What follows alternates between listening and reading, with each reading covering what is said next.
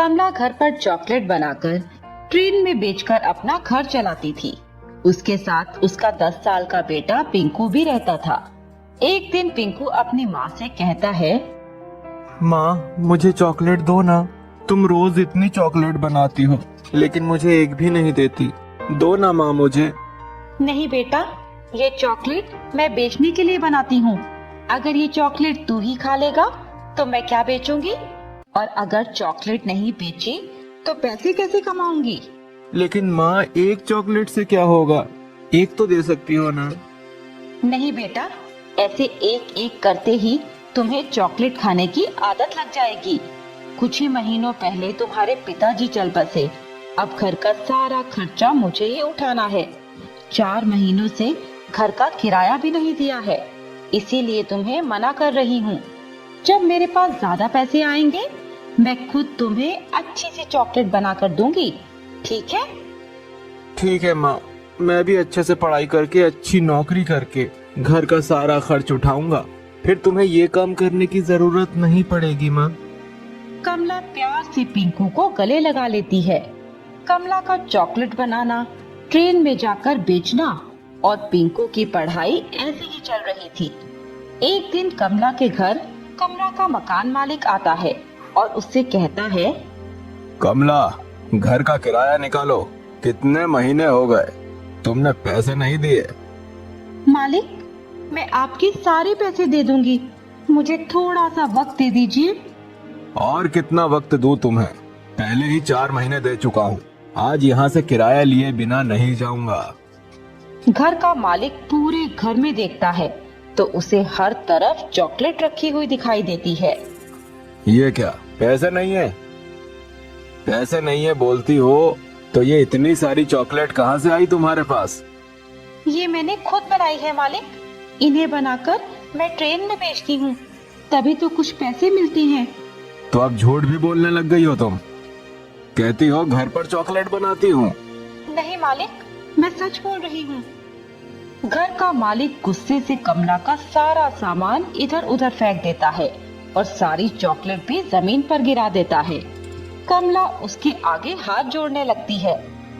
ऐसा मत करो मालिक, मैं सच बोल रही हूँ, आप मेरा सामान क्यों फेंक रहे हो?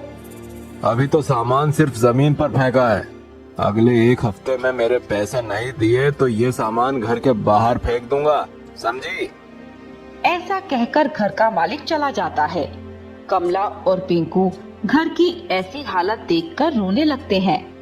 माँ ये क्या कर दिया उन्होंने, हमारा सारा सामान फेंक दिया और इतनी मेहनत से बनाई हुई चॉकलेट भी खराब हो गई। माँ अब हम क्या करेंगे, अब हम क्या बेचेंगे? माँ अगर हमारे पास कोई चॉकलेट का पेड़ होता तो कितना अच्छा होता ना, तुम्हें चॉकलेट बनानी ही नहीं पड़ती, तुम पेड़ से ही चॉकलेट निकाल कर बेच आती। ऐसा कोई पेड़ नहीं होता, ये सब बातें सिर्फ कहानियों में ही अच्छी लगती हैं। नहीं माँ, मैं भगवान से प्रार्थना करूंगा कि मुझे एक जादुई पेड़ दे दे जिस पर चॉकलेट उगते हों। तुम ही हमेशा कहती हो ना माँ कि भगवान बच्चों की बात को कभी नहीं टालते। मैं प्रार्थना करने जाता हूँ, जब तक भगवान मुझे जादुई चॉकलेट का पेड़ नहीं देते मैं वापस नहीं जाऊंगा। पिंकू भागकर घर से निकल जाता है। पिंकू के गांव के बाहर एक पहाड़ी पर योगी बाबा की गुफा होती है। उसका रास्ता जंगल के बीच से होकर जाता है। पिंकू जंगल के रास्ते में जा रहा होता है। जंगली जानवरों से घिरे हुए जंगल से पिंकू बिना डरे पहाड़ी तक आता है। इतना छोटा लड़का वो पहाड़ी चढ़कर पहाड़ी की चोटी तक पहुंचता है। उसके पैरों में दर्द होने लगता है और पैरों से खून भी निकल रहा होता है। पहाड़ी पर पहुंचने पर, प्रणाम योगी बाबा। अरे बेटा, तुम इतने छोटे होकर इतनी दूर आ गए और वो भी अकेले, क्या हुआ है बेटा? पिंकू रोते रोते सारी बात योगी बाबा को बता देता है और कहता है, योगी बाबा, सब कहते हैं कि आप सबकी विनती भगवान जी तक पहुंचाते हैं, इसलिए मैं आपके पास आया हूँ। मुझे भी भगवान जी के पास जाकर उनसे एक जादुई पेड़ मांगना है जिस पेड़ पर चॉकलेट उगती हो, ताकि मेरी माँ को कोई तकलीफ ना हो। आप बताइए मुझे, मैं कैसे मिलूं भगवान जी से? योगी बाबा को पिंकू की सारी बात सुनकर बहुत दुख होता है। उनसे पिंकू की तकलीफ देखी नहीं जाती। बेटा रो मत, तुम्हें भगवान से मिलने की कोई आवश्यकता नहीं बेटा।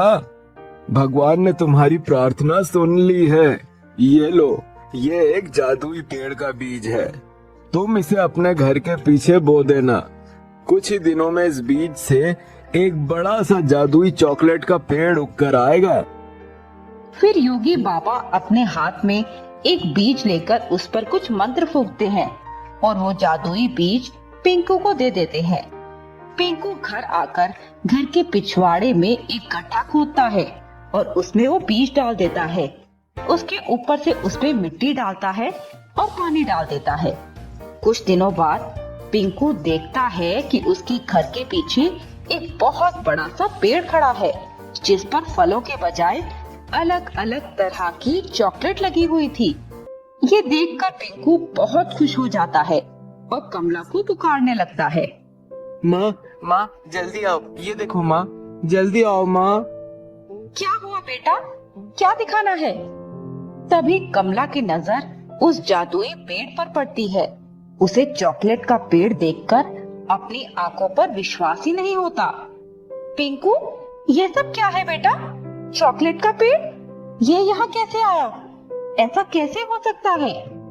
फिर पिंकू उसे योगी बाबा वाली सारी बातें बता देता है। माँ, भगवान ने मेरी प्रार्थना सुन ली माँ। देखो, अब तुम्हें हाथों से चॉकलेट बनाने की जरूरत नहीं है। इस पेड़ से चॉकलेट निकाल कर तुम जाकर बेचो। ये जादुई पेड़ है माँ, इसमें चॉकलेट कभी खत्म नहीं होगी। माँ, और देखो, तुम तो एक ही तरह की चॉकलेट बनाती थी, लेकिन इस पेड़ पर तो कितनी अलग अलग तरह की चॉकलेट्स हैं। कैडबरी भी माँ। अब से तो मैं चॉकलेट खा सकूंगा। ये सारी चॉकलेट बेचने के बाद हमें अच्छे पैसे मिलेंगे ना माँ? कमला की आंखों में खुशी के आंसू आ जाते हैं।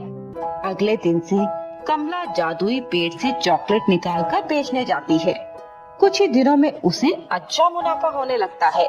वे घर का सारा किराया घर के मालिक को दे देती है। कुछ महीनों बाद कमला वही घर खरीद लेती है। दोनों माँ बेटा खुशी खुशी रहने लगते हैं।